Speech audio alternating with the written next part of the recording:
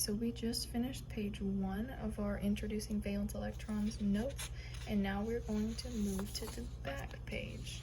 So now we're going to learn how to determine the valence electrons using the periodic table. So instead of having to draw out, like we did on page 1, instead of having to draw these out every time, you can actually just look at the periodic table and know how many valence electrons each element has. I'm going to show you how to do that. Alright, so, and I'll read through the notes as we go just so you guys can see that. So, rather than drawing out the atomic structure diagram each time to determine the valence electrons, there is a way to determine the number of valence electrons by looking at the periodic table. So if you look at the periodic table, how many groups are there? So you should have yours. So remember, going across, those are called periods. Going down, those are called groups. So if you look at the number of groups, there is a total of 18. Okay, so right here when it says there are 18 groups of elements or columns, and using those group numbers, we can determine the number of valence electrons. And guys, valence electrons are going to be something you talk about in chemistry every time you take it, so it's good to understand it now.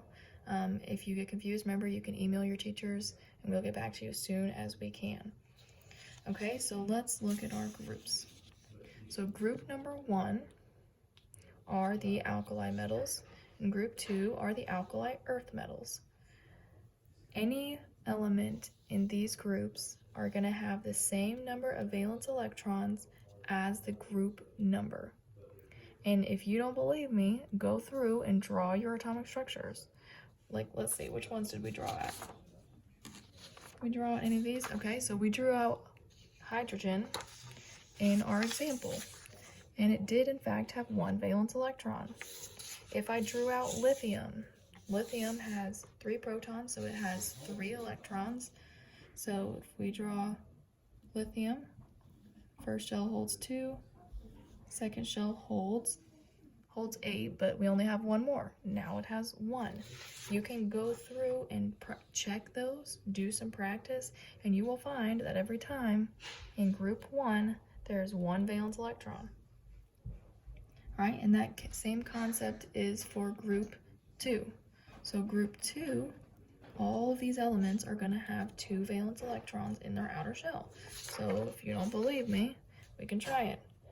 Beryllium has 4 protons, therefore has 4 electrons. First shell holds 2, then there would be left with 2 in the outer shell. So it would have 2 valence electrons, and you can go down the column. Didn't we do magnesium? Yeah, we did magnesium as another example, and it also has 2, right? So we've seen these in our examples. So for group 1, the alkali metals, and group 2, the alkali earth metals, the valence electrons are the same as the group number. So you can go through and practice this if you don't believe me, but I promise you it is true, right? So all of these elements are going to have 1 valence electron. All of these elements are going to have 2. Okay, so that's just an easier way to help you remember it so you don't have to go through and draw it every time. All right, group 3 through 12 are the transition metals, right? We know that.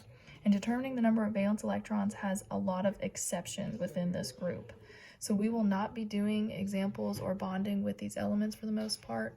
If we do, you can assume that they have 2, but this whole little section, our whole little transition metals section, we are not going to be focusing on these, and I will not be asking you to determine the number of valence electrons, okay, because there are exceptions. If you want to look up more about that, go for it, all right, but we will not be doing examples with transition metals, okay? So the next group that's important for us to know, the next set of groups, is group 13 through 18. So now we're looking at the other side of the periodic table. All right, so within these groups, there is a way to determine the number of valence electrons, just like in the first on group 1 and 2. Okay, the only thing that's different is that on this side, you subtract 10. okay, because we're not going to have 13 valence electrons, but we will have 3. Okay, so let's fill in our notes and then I'll do some examples. So the valence electrons are the group number -10. So the exception in this rule is helium, because it has only 2 electrons total and that fills its first shell. So it still has a full shell, but it's only going to have 2. So helium is the only exception and it has 2. So for example, if we're looking at our periodic table, 13 minus 10, I hope we know that would be 3. 14 minus 10 is 4. 15 minus 10 is 5. 16 is 6, 7, and 8. We've already talked about multiple times how we already know this group is going to have 8 valence electrons. Okay, and if you go back and look at your examples, for example, nitrogen, when we drew it, it had 5 valence electrons. Nitrogen is in group 15. 15 minus 10 is 5. So that stands, and that is true. All right, carbon, we drew carbon, it had 4 valence electrons. Carbon's in group 14. 14 minus 10 is 4, so that is also a good example, and that's also supports what we just talked about. Oxygen, we said, had 6. You go look right here. Oxygen is in group 16, which means it has 6 valence electrons. You can go through and do as many examples as you want if you don't believe me, but these are our rules to help us so we don't have to draw them out every time. Remember, we talked about neon. Neon has a full outer shell, and it has 8 valence electrons. If we look right here, neon's in group 18. 18 minus 10 is 8.